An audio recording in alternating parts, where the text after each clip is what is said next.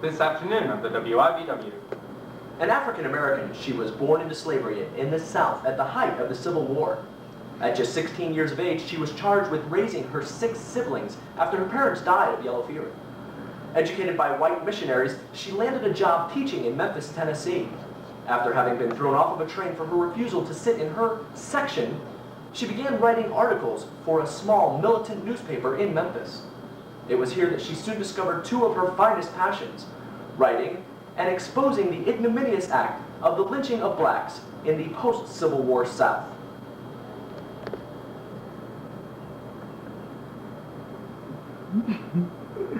Yes! Live from the WIBW studios in Fort Lauderdale, this afternoon's biography expose is on Ida B. Wells, featuring our on-camera talent, Jason Pollock, Edward Velez, Carlos Calderon, and Don Williamson.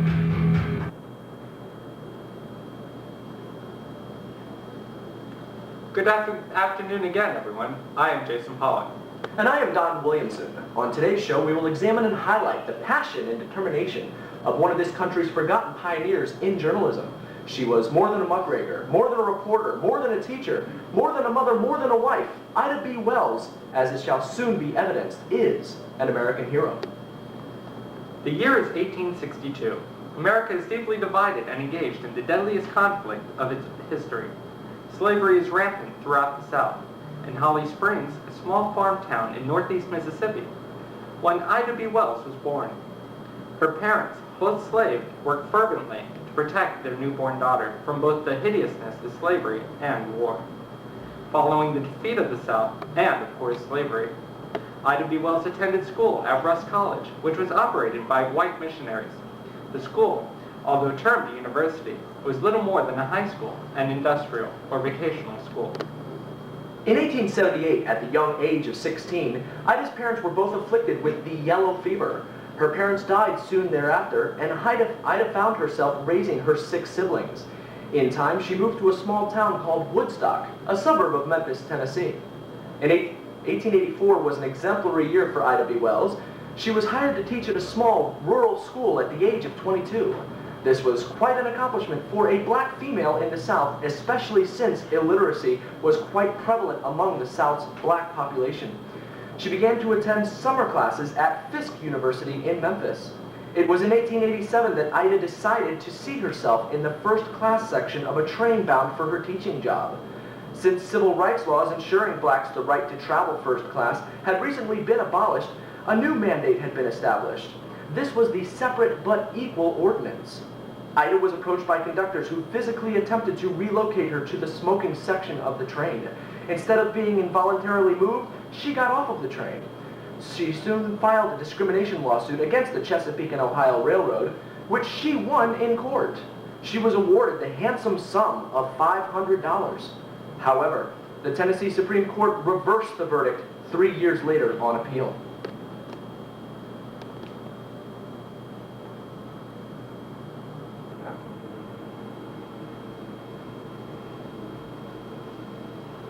Hello, I'm Edward Velez. One of our top stories today, Ida B. Wells, a black school teacher, one of a few role models for blacks in a time when most blacks in the South are illiterate and relatively poor. Ida B. Wells, loved by many, has just been awarded $500 in court for being unjustly discriminated against while riding on the train. We're now going live to Ida B. Wells leaving the courthouse. Ms. Wells, WIBW News, could you tell all the lovely people in the Psychology for Women class what led to your victory in court today? Why, certainly! I'll do you one better. I'll show you. It all started as I was on my way to my teaching job. I thought to myself, should I take the brand new 2001 Mustang or the broken down train? If you don't know me well, you should know I never do things the easy way. I chose the train. After I boarded the train, I started walking towards the first class car, but I was stopped by the meanest conductor I've ever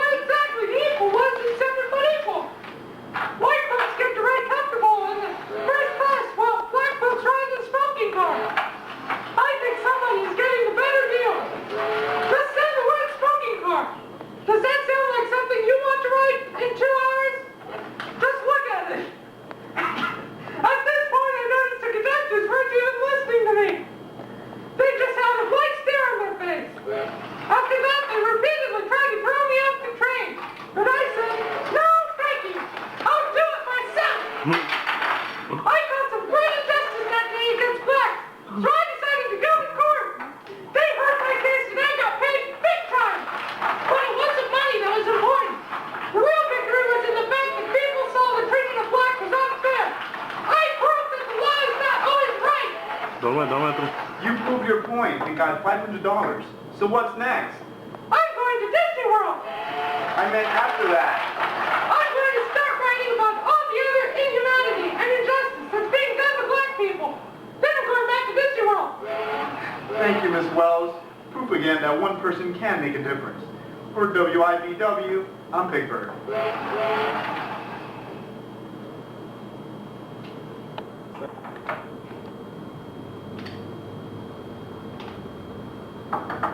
Ida B. Wells taught at Memphis District Public Schools from 1884 to 1891. In 1887, Ida began writing articles for black newspapers. To protect her job teaching, she adopted the pseudonym Lola. In 1891, Ida B. Wells helped launch the militant publication Free Speech and Headlight. As part owner, full-time reporter, and editor, she wrote scathing editorials that lambasted local whites for their lynching of black men. These local white men believed that the lynching was necessary to protect white women from rape and the reported lustful desires black men had for white women. Ida soon reported that the motivation was unsubstantiated and that the whites simply sought to eliminate economic competitors. She drew this conclusion after three prominent black businessmen were lynched after opening a grocery store directly across the street from a white-owned grocery store. The foundation for her lifelong crusade had been cemented. She wrote various editorials that parlayed her disgust for lynching and her disdain for how lynching had evolved into something of a public spectacle. Jason, will you stop it? I have a career to look out for here. It's been 6 hours. I don't care how long it's been. I'm working like really hard on this, and you're making it even harder on me. Well, you know, Stop it! relax. I'm in the same boat too. She endeavored to investigate the false accusations of black men alleged to be guilty of raping white women.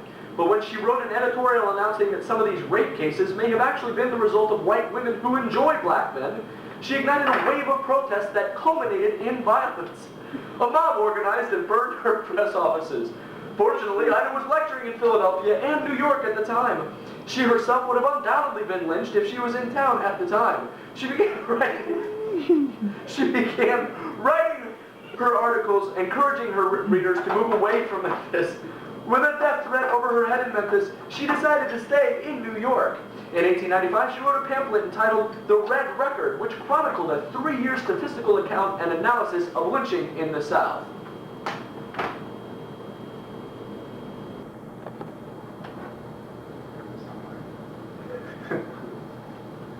Exiled from her home in the South, Ida B. Wells began a new life in New York City. She worked as a reporter for several black newspapers and intensified her assault on what had become the South's New Order. The New Order was the South's attempt to squelch any opposition or resistance movements that may have been organized by blacks. Lynching was, of course, the tool of choice for whites in the South to effectuate this directive. Ida was determined to bring international attention to the South's practice of lynching.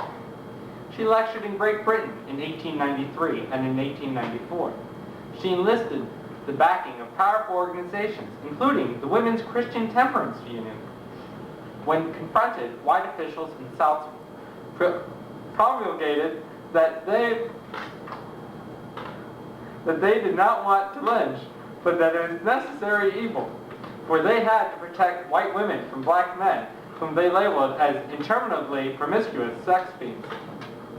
The white official's declaration was exposed to be a paradox, for it opposed the original rationale for the subjugation of blacks. White slave owners had previously stated that rationale that blacks were biologically discovered to be reticent, obsequious, and even prepubescent. They said that blacks wanted to live subservient lives under control of others. Naturally, Ida B. Wells exploited this contradiction in her writings and lectures, as it served to illustrate the abject acts of prejudiced whites. It was no longer just Ida bringing attention to whites and their lynching in the South, but publicly brought attention to these white officials themselves as they began to comment on the topic. Hey, Ed, you're up, man. Come on, get up. Are we done already? No, all right, let's go. Few more. Despite her assiduous efforts to evade lynching, Ida B. Wells found time to become Ida B. Wells Barnett. In 1895, she married Vernon Lee Barnett, an attorney who also an editor of the Chicago Conservator. Together, they raised 4 children. While many of us today complain about not having enough time, Ida B. Wells aptly juggled marriage, children, career, and social protest endeavors. Her determination to end social and sexual inequality precipitated her developing and administrating a network of local and national black women's associations.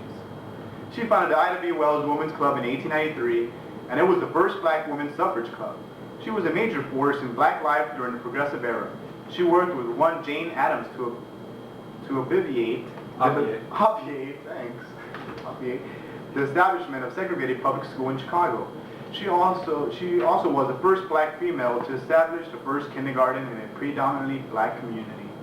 Ida B. Wells even worked as a probation officer from 1913 to 1917 for the Chicago Municipal Court System. In 1910, the YMCA announced the exclusion of black men. In response to this ostensible discrimination, she formed Chicago's Negro Fellowship League to provide shelter, employment advice, and social activities for young black men who had recently begun to migrate to northern cities during the Great Migration. In response to expanding demands for labor in a heavily industrial North, only because she still had times in her hand, presumably she spearheaded rallies and protests that ultimately altered the YMCA's policy on race. Hey, you know, my words are bigger than yours. What, all you get is something like ostensible? Man, I had to go...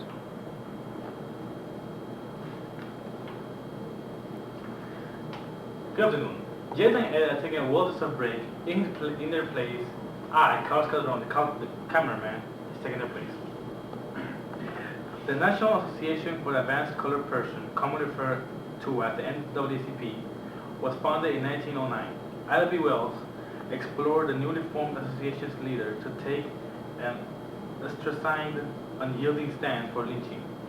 7 years later, she withdrew her membership after the NCAA refused to ascribe to as militant posture. NAACP. Well, a mistake. It seems that NAACP was more focused on economic opportunities for those they represented and attempted to disrupt the nations by pugnacious means. Ida also was able to persuade leaders in the women's suffrage movement to declare racism and vituperate lynching. Young white leaders of the National American Women's Suffrage Association, particularly its members from the South, worried that appearing too sympathetic with black issues would jeopardize their own efforts. It seems whereas Ida turned to enlist support, she was met with staunch indifference and apathy. Nobody wanted to rock the boat. And inevitable in their general interest. This was plain why Ida sent financial support. What kind of support did she seek? Another FIU student. International, dog. International support. International support. She asked other nations to boycott some of the trade with America until lynching, at the very least, was halted. Despite her success in convincing other groups and associations to support her cause, Ida formed her own nation and her own nation. Was that the Wells Nation or the Ida? What? Her own national. Her own national. Her own national and international human rights organization that pressured the American government to prohibit lynching. Eventually, a worldwide condemnation of lynching was... Condemnation. Thank you, Don. Certainly. Of lynching was... Condemnation? Condemnation? Was promulgated, and the U.S. federal government did intercede and pass measures to protect the rights of black Southerners. It was thought through her speech and her published articles that Ida exposed lynching as being nothing more than a scare tactic, which was used to subjugate any resistant movement by blacks. Lynching was a reminder to blacks of the status in society, and Ida served as a reminder that everyone is equal. In 1930, black and white women united to form the Association of Southern Women for the Prevention of Lynching. After a lifetime of sedulously working to unite people, Ida B. Wells finally saw her dream come to fruition. The publicity she drew shed a spotlight on lynching, and for 20 years, no black man or woman was lynched in the South. She exploited the mendacious predication that black men were not to be trusted, for they were cast as sexual animals. As a teacher, Ida's life was spent to promote the edification of her peers and to give them a chance to enjoy life, liberty, and the pursuit of happiness. As a civil rights leader, she arduously battled to obviate the ignoble act of lynching. As a mother... See what? Arduously battled to obviate the ignoble act of lynching. Big done. Keep up, pal. As a mother, she raised 4 children, and she also raised her 6 siblings subsequent to her parents' untimely death from the yellow fever. As a reporter, she discovered her passion for writing and exposing the truth when it obscured or impaired. Ida B. Wells... That wasn't 3 seconds. Pardon me. Ida B. Wells died in 1931 at the age of 69 years old.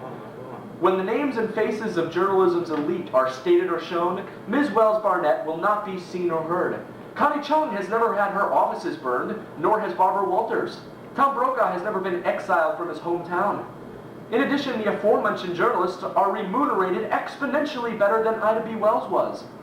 Today's reporters often perpetuate an agenda not of their own. Ida B. Wells, when asked to ascribe to another agenda, broke free from the flock, and she did her own thing. Such was the case when the NAACP, not the NCAA, asked her to abstain from protesting the lynching of blacks. Ida B. Wells, journalist, mother, social protester, wife, teacher, and above all else, a true American hero.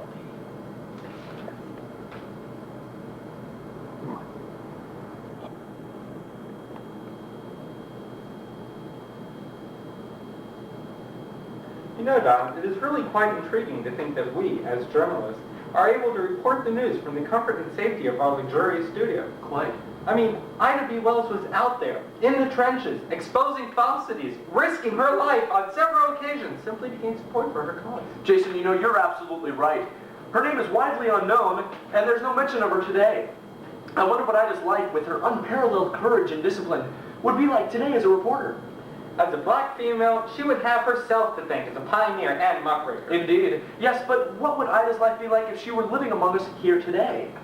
And what was it about Ida B. Wells that motivated her, drove her to fight so fiercely, to fight for equal rights? Would any of us today be so unselfish by going to bat for people we don't even know? Well, Don, you bring up a very interesting point. I know I do. At this point, your interesting point, it is perfectly obvious that Ida would not back down in the face of adversity. Absolutely not. However, I believe this to be a trait she developed at a young age. Ida was forced to grow up faster than many of us have had to following the death of our parents. That's absolutely For true. those. When Ida took control of her family, that dynamic itself affected her psyche. Indeed, raising 6 children on her own certainly had its effects. I believe it gave her mental toughness, the belief that she would not be defeated. But certainly, you can't overlook her own history and that of her parents. Ida B. Wells knew firsthand the horrors of oppression that is, and knew that the only true end to an oppressive institution, of course, is equality.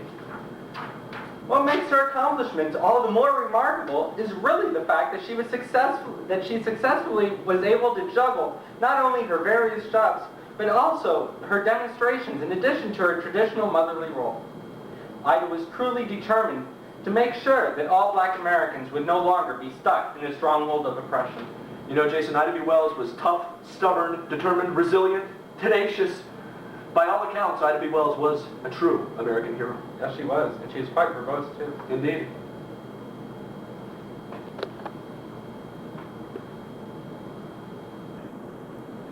On behalf of our group, I'd just like to say that Although we presented this material in a comedic or satirical fashion, we cannot even begin to elucidate the importance in The field of journalism, the history of women, and the history of black history itself.